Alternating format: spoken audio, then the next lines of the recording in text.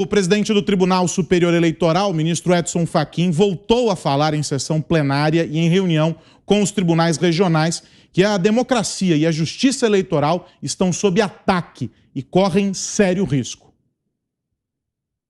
Está sob ataque. A democracia brasileira está sendo ameaçada e a sociedade constitucional encontra-se em alerta. Impende, por isso, fortalecer as instituições democráticas e enfrentar a desinformação. Queremos paz e segurança nas eleições de 2022. O ministro afirmou que existe um circo de narrativas conspiratórias e que o período até as eleições será turbulento. Contrariando as atitudes, Fachin disse ainda que não são eles, os magistrados, que vão aguçar ou animar a discórdia ou a desordem no país. Eu começo essa com você, Cris. Estava anotando aqui as falas dele porque eu concordo com o Fachin, a democracia está sob ataque sim, só que o ataque parte do judiciário. É o judiciário causando a insegurança jurídica extrema que o país está vivendo que coloca a democracia em risco. A sociedade está em alerta sim, e está em alerta justamente para o golpe que o judiciário está aparentemente armando. A gente viu todas as manobras jurídicas feitas para descondenar o ex-presidente Lula e sua quadrilha. Estamos vendo todos os quadrilheiros na rua e se candidatando. Isso para nós traz muito alerta, viu, ministro? Estamos sim em alerta e também queremos paz nas eleições de 2022. É por isso que a sociedade foi para a rua no dia 7 de setembro em peso. Muitas cidades tiveram centenas de milhares de pessoas, que na soma dá milhões. A Avenida Paulista lotada, segundo comparações com levantamentos anteriores, né, de passeatas de orgulho gay, 3 milhões de pessoas na Avenida Paulista, fora todas as outras cidades. Todo mundo em alerta, querendo paz nas eleições e, por isso, pedindo aos ministros do STF, na época era só aos ministros do STF, que respeitem a Constituição. Agora, se houvesse nova passeata, ouso dizer que pediriam também para os ministros do TSE fazerem o mesmo, pararem de desmonetizar canais de pessoas que apenas questionam se haverá contagem pública dos votos, como manda a Constituição, que apenas questionam se haverá uma divulgação ampla e restrita sobre aquele inquérito que investiga o ataque hacker nas urnas eletrônicas e no sistema eleitoral brasileiro. Isso interessa a população, interessa ao eleitor, não é para ficar em sigilo, como foi decretado depois que veio à tona. E vimos também todas as manobras para fingir que estava sob sigilo esse inquérito, quando não estava, para tentar atingir o presidente da República e o deputado Felipe Barros, então relator da PEC do voto impresso, que tentou honestamente, de forma transparente, levar essa votação a cabo e não conseguiu por causa de manobras de ministros do STF que foram fazer ativismo político na Câmara.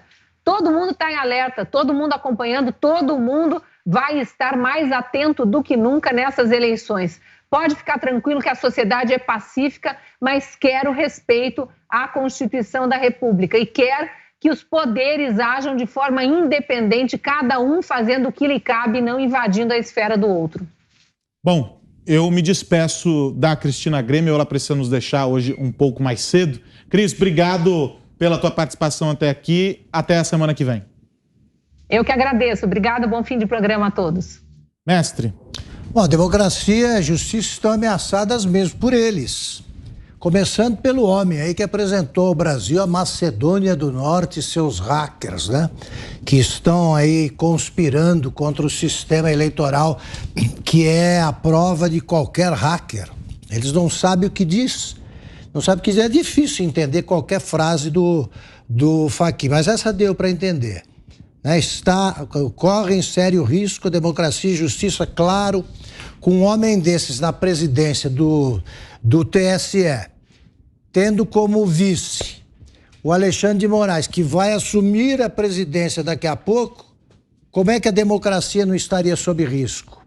Como é que a democracia pode tolerar, por exemplo, o que está acontecendo com o deputado Daniel Silveira ou o que está acontecendo com o PTB, que agora virou uma causa do Alexandre de Moraes também. Ele mandou prender o Roberto Jefferson porque falou mal do Supremo e agora destituiu o presidente do PTB. Como é que pode haver segurança jurídica? Agora, tem o seguinte, daqui a pouco nós vamos comentar o ministro Nunes Marques, que eu venho criticando pelo silêncio, agora eu devo louvar o que fez. É o revisor do inquérito que tem como relator o Alexandre de Moraes, e ele desmontou de ponta a ponta, há pouco, no seu voto, ele desmontou toda a teia de atos inconstitucionais colecionados pelo Alexandre de Moraes. Finalmente surgiu uma voz divergente no Supremo e com toda a razão. Vocês vão ver a exposição de motivos. O consórcio não vai publicar amanhã, mas aqui na Jovem Pan vocês saberão como foi o voto, como foi o voto do ministro Nunes Marques. E, repito, finalmente apareceu uma voz sensata, dizendo com todas as letras que o Alexandre de Moraes está agindo de maneira inconstitucional, portanto, fora da lei. Fiuza, sobre o Fachin. Carlos, em primeiro lugar, não precisa se desculpar de forma alguma, você tem conduzido o programa com perfeição. Sobre o Fachin, acho que já está no meu comentário anterior, eu já tinha avançado um pouco para esse aspecto, para a conduta do Fachin, do seu antecessor e do seu sucessor no TSE. E só lembrar o seguinte, eles estão acreditando realmente que vão contar uma história de gabinete, essa história vai para essas manchetes que aderiram, né, a esse clube que quer quebrar as pernas da democracia, mas a população está vendo tudo. Então, essas manifestações caudalosas, de rua, pacíficas, cívicas, a que me referi no comentário anterior, elas com certeza voltarão a acontecer no ano da eleição. Quanto mais a sociedade perceba que esses personagens estejam agindo exatamente assim, como estamos vendo nesse discurso, né? Um suposto árbitro eleitoral que fica tentando montar uma história de que há, né, no polo político do presidente da República, uma tentação golpista, da onda de ódio, etc, etc. Com toda certeza, o presidente fez uma referência à questão de ameaça socialista, etc. Eu acho que tem algo, sim, desse componente, como a gente vê do que vem na Argentina, mas tem coisa pior. Existe hoje um clube de bilionários pegando poderes por aí, né, aliciando agentes públicos para quebrar as pernas da democracia. Nós vimos aí integrantes do STF falando em Agenda 2030. É exatamente a Agenda 2030 a senha, o nomezinho para esse projeto de poder antidemocrático. São bilionários, lobistas, que evidentemente se aproximam de agentes públicos para tentar, como parece estar acontecendo no Brasil, não se fala mais de povo, não se mostra mais povo na rua, se tenta cancelar, como disse a Cris agora há pouco, o próprio debate sobre segurança eleitoral. Então estão realmente acreditando que podem passar por cima da antiga ideia de democracia, antiga, mas atual, que é a única, né, de representatividade, para colocar artificialmente os seus prepostos no poder. Zé, deixa eu te ouvir. Olha, nós não precisamos de uma criança para apontar o dedo e dizer o rei está nu. Nós temos que olhar para cima e dizer, há sim uma tensão no ar por aqui. Há um clima de desconfiança, inclusive entre os poderes. Esse episódio aí do deputado Daniel Silveira é apenas um dos pontos, né, que demonstram esta tensão e os pontos que demonstram que está acontecendo uma intervenção entre poderes. Sempre houve ali uma convivência harmônica, como diz a Constituição, porque cada um dos poderes se detinha na sua função. Como diz o Augusto Nunes, né? o legislativo legisla, o judiciário julga e o executivo executa. E isso não está acontecendo porque o judiciário está cada vez mais executando e cada vez mais legislando. Em alguns episódios, legisla porque o Congresso Nacional permite, mas legisla. E essa tensão está crescendo porque ela vem de baixo. Antes, quando se falava no artigo 142, aqui na Esplanada, ninguém prestava atenção. Era coisa de lunáticos que ficavam acampados em frente ao Congresso Nacional e os deputados e senadores passavam e os invisíveis, naquela época, estavam ali. Só que esse grupo cresceu e está assustando e está provocando debates intensos, inclusive, no judiciário.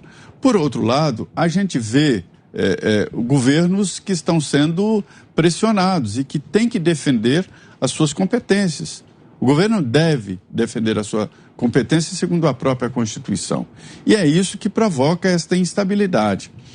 O Judiciário, o Supremo, o TSE, estão sendo chamados aí para o centro do debate político e esse chamamento é do próprio Judiciário.